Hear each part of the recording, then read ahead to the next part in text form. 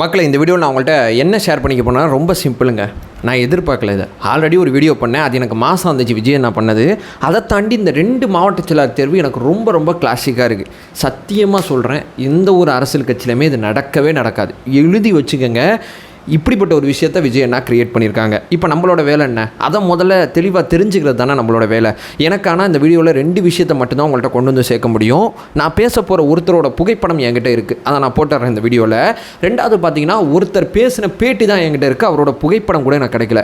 அப்படிப்பட்ட 2 பேரை விஜய் அண்ணா மாவட்ட செயலாளராக ஆக்கியிருக்காங்க அப்படிங்கிறது தான் என்னுடைய இந்த வீடியோவில் நான் சொல்ல வர்ற தகவலே. அதான் எங்கள் கூகுளிலே கிடைக்கலங்க. இவங்களாம் யாருன்னே தெரிலங்க. அப்படிப்பட்ட ஒருத்தவங்களுக்கு வாய்ப்பு வழங்கப்பட்டிருக்கு. ஆனால் இந்த 2 பேர்ட்ட 2 விதமான பிரச்சனைகள் இருக்குது. அந்த பிரச்சனைகளை கடந்தும் எந்த ஒரு அரசியல் கட்சியிலுமே இந்த பிரச்சனை இருந்தால் மாவட்ட செயலாளர் பொறுப்பு கிடைக்காதுங்க. அதையும் தாண்டி விஜய் அண்ணா அதை செஞ்சுருக்காங்க. அதனால தான் இந்த வீடியோவில் நம்ம இதை ஆவணப்படுத்துகிறோம். ஒன்பே ஒன்றா தெளிவாக நம்ம பார்க்கலாம். உற்சாக வணக்கங்கள். வாங்க பதிவுக்குள்ளே போகலாம். இப்போ முதல் விஷயம் மக்களே, நான் என்னுடைய முந்தைய வீடியோலேயே ஒரு விஷயம் சொல்லியிருப்பேன். 120 மாவட்ட செயலாளர்கள் அப்படிங்கிறது எந்த ஒரு அரசியல் கட்சியுமே இப்படிப்பட்ட அடிப்படை கட்டமைப்பு கிடையாது. விஜய் அண்ணா அதை முதல்ல கிரியேட் பண்ணுறாங்க. ரொம்ப அற்புதமான விஷயம். மேலே இருக்கக்கூடிய 19 பேர் விஜய் அண்ணாக்கு எவ்வளோ முக்கியம் அப்படிங்கிறத நம்ம செப்பரேட்டாக ஒரு வீடியோ பேசிட்டோம். இப்போ இந்த வீடியோவில் நம்ம பேச போகிற விஷயம் என்னென்னா, அந்த 19 பேர் வீடியோவில் நம்ம சொன்னோம் பார்த்தீங்களா, அதை தாண்டி இந்த 2 பேர் ரொம்ப முக்கியம். போன செய்தியோட இந்த செய்தி எனக்கு விஜய் அண்ணா பண்ணது ரொம்ப முக்கியமாக இருக்குது அப்படிங்கிறதான் என்னுடைய முதல் பாயிண்ட்டாக இருக்குது. இப்போ 2வது பாயிண்ட், யாருப்பா அவங்க என்ன பண்ணிட்டாங்க, ஏன் இவங்களை பற்றி இவ்வளோ தூரம் நம்ம பேசணும் அப்படின்னு சொல்லி கேட்டிங்கன்னா, முதல்ல உங்களுக்கு அறிமுகம் பண்ணிடுறேன். அவங்களோட பேர் பார்த்தீங்கன்னா, முதல்ல கோவை புறநகர் கிழக்கு மாவட்ட செயலாளர் பாபு. இவர் முதல் பாயிண்ட், நம்ம பேச தகுந்த முதல் மனிதராக இவர் இருக்கார். 2வது பார்த்தீங்கன்னா, தென் சென்னை வடக்கு மாவட்ட செயலாளர் அப்புனு, தீநகர் அப்புனுன்னு சொல்லுவாங்க கட்சியில். தீநகர் அப்புனு அப்படிங்கிற ஒருத்தரும் பாபு அப்படிங்கிற ஒருத்தரை பற்றி தான் இந்த வீடியோவில் நம்ம தெளிவாக பேச போகிறோம். ஏன்னா இவங்க 2 பேரில் பார்த்தீங்கன்னா, பாபு அப்படிங்கிறவர் பற்றியோட புகைப்படங்கள் என்கிட்ட கிடச்சிச்சு. ஆனால் அந்த அப்புனு அப்படிங்கிறவரோட புகைப்படங்கள் எனக்கு பெரிய லெவலில் கிடைக்கல. பட் இவரை பற்றி நிறையா தகவல்களை நல்லா சேகரிக்க முடிஞ்சிச்சு. இப்போ 3வது, இந்த பாபு யார், அப்புனு யார், உடச்சி பேசிடலாமா? இந்த பாபு அப்படிங்கிறவர் யாருன்னு சொல்லி கேட்டிங்கன்னா, விஜய் அண்ணாவோட 25 வருஷமாக பயணிக்கக்கூடிய ஒருத்தர். விஜய் அண்ணாவோட ரசிகர் மன்றம், முதல் ரசிகர் மன்றம் இருக்குது பார்த்தீங்களா, அந்த காலகட்டத்திலேருந்து பயணிப்பாங்கள்ல, அந்த ஏரியாவில் இருக்கக்கூடியவர் தான் அந்த பாபு அப்படிங்கிற ஒருத்தர். ஸோ அந்த பாபு அப்படிங்கிற ஒருத்தர் பார்த்தீங்கன்னா, அரசியல் ஆர்வம் இருக்குது. விஜய் அண்ணா ரொம்ப நம்புகிறாரு. விஜய் அண்ணா கட்சி ஆரம்பிக்கும் போது அந்த கட்சியில் தன்னை இணைச்சிக்கிறாரு. ரசிகர் மன்றத்தை மக்கள் மன்றமாக மாற்றினதில் ஆரம்பித்து, அரசியலமைப்பு கட்சியாக மாற்றினதில் ஆரம்பித்து எல்லா இடத்துலையுமே விஜய் அண்ணாவோட பயணிக்கிறார். ஆனால் பாபு அப்படிங்கிற ஒருத்தருக்கு பார்த்தீங்கன்னா, மக்கள் சேவை செய்கிறதுல பெரிய ஆர்வம் இருக்குது. விஜய் அண்ணாவுக்கு உண்மையாகவும் நேர்மையாகவும் உழைக்க ஒருத்தர்.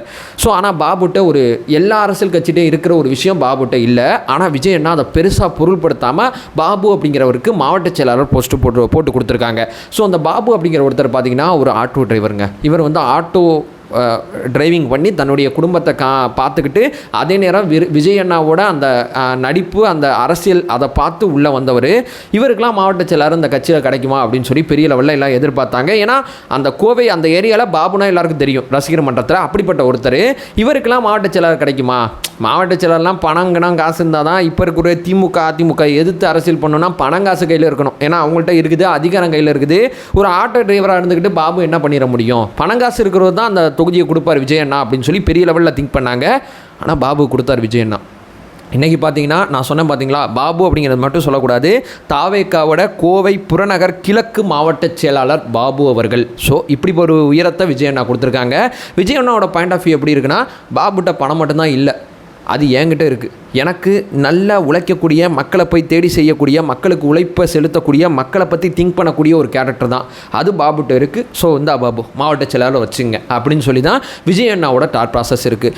பாபு அவர்களே இதை அவருக்கே முதல்ல இது ஷாக்கிங்காக இருந்திருக்கு. ஏன்னா அவராலே முதல்ல ஏற்றுக்க முடியல, நமக்கு மாவட்ட செயலாளரா அப்படிங்கிற டோனில் தான் அவர் இருந்திருக்காரு. ஆனால் அந்த பகுதியில் தொடர்ச்சியாக 25 வருஷமாக விஜய் அண்ணா சம்மந்தப்பட்ட அத்தனை விஷயத்துலையுமே பங்கேற்றிருக்காரு. அவ்வளோ பெரிய உழைப்பாளிக்கு விஜய் அண்ணா பணம் இல்லை அப்படிங்கிற ஒரே காரணத்துக்காண்டி பின்னோக்கி வைக்காமல், பணம் இல்லைனா என்ன பாபு, நான் இருக்கேன், நான் பார்த்துக்கிறேன் அப்படின்னு சொல்லி ஒரு தன்னம்பிக்கையை கொடுத்து, இன்றைக்கி பார்த்தீங்கன்னா அங்கே கிரவுண்ட் லெவலில் கோவைனாவே உங்களுக்கு நல்லா தெரியும், கோவையில் இருக்கக்கூடிய திமுக அதிமுக பாஜக அப்படிங்கிற அந்த பெரிய கட்சிகளோட மாவட்ட செயலாளர்களை எதிர்த்து தாவேக்காவோட மாவட்ட செயலாளர் பாபு அவர்கள் நிற்க போகிறாங்க. எவ்வளோ பெரிய விஷயம் பார்த்தீங்களா? இது என்ன பிரமாதம், இதோட ஸ்பெஷல் ஐட்டம் ஒன்று இருக்குது அப்படிங்கிறதான் என்னோட ரெண்டாவது பாயிண்ட் ஆஃப் வியூ. தென் சென்னை வடக்கு மாவட்ட செயலாளர் அப்புனு அப்படின்னு ஒருத்தர் சொன்னேன் பார்த்தீங்களா, இவரோட புகைப்படங்கள் எனக்கு பெருசாக கிடைக்கல. ஸோ நான் சொல்கிற ஒரு மனிதரை ஞாபகம் வச்சுங்க. இவர் ஒரு மாற்றுத்திறனாளி. என்ன பிரச்சனைப்பா, கையா காலான்னு கேட்டிங்கன்னா அப்படி நான் அவரை கொச்சைப்படுத்த விரும்பலை. இவர் ஒரு மாற்றுத்திறனாளி. ஸோ ஒரு மாற்றுத்திறனாளிக்கு ஒரு கட்சியில் மாவட்ட செயலாளர் பொறுப்பு கொடுக்குறது அப்படிங்கிறது யோசிச்சு பார்க்காது. பாபு அவர்களை கூட ஒரு வகையில் சேர்க்கலாம். அதை தாண்டி விஜயண்ணா அந்த அப்புனு விஷயத்தில் பண்ணது எனக்கு ரொம்ப கிளாசிக்காக இருந்துச்சு.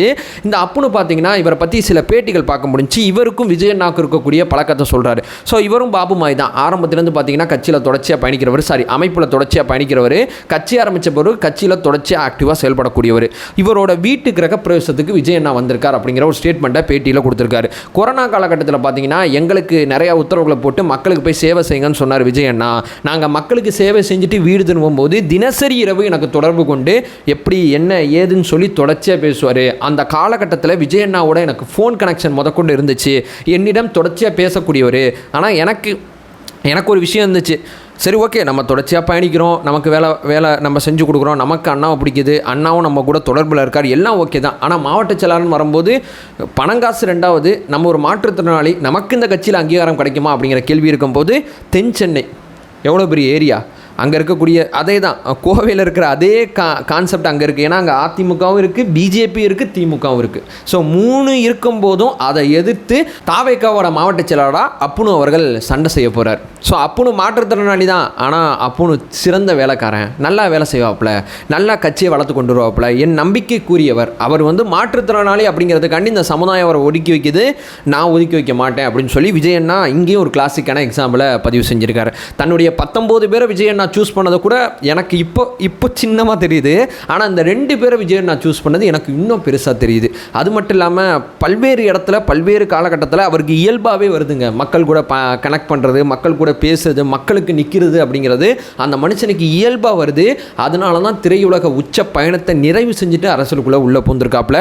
உள்ளே பூந்து பணம் படைத்தவர்களுக்கு மாவட்ட செயலாளர் அப்படிங்கிற அந்த எழுதப்படாத அரசியல் விதியை எளிய மனிதர்களுக்கும் மாவட்ட செயலாளர், உழைப்பாளிகளுக்கும் மாவட்ட செயலாளர், மக்களை நேசிக்கக்கூடியவங்களுக்கும் மாவட்ட செயலாளர், என்னைய பெரிய லெவலில் நம்புறவங்க, நான் நம்புறவங்களுக்கும் எவன் தடுத்தாலும் எங்கள் கட்சியில் மாவட்ட செயலாளர் அவங்க தான் அப்படின்னு சொல்லி எழுதப்படாத ஒரு விஷயத்தை விஜய் அண்ணா கிரியேட் பண்ணுறது எனக்கு ரொம்ப ஷாக்கிங்காக இருந்துச்சு.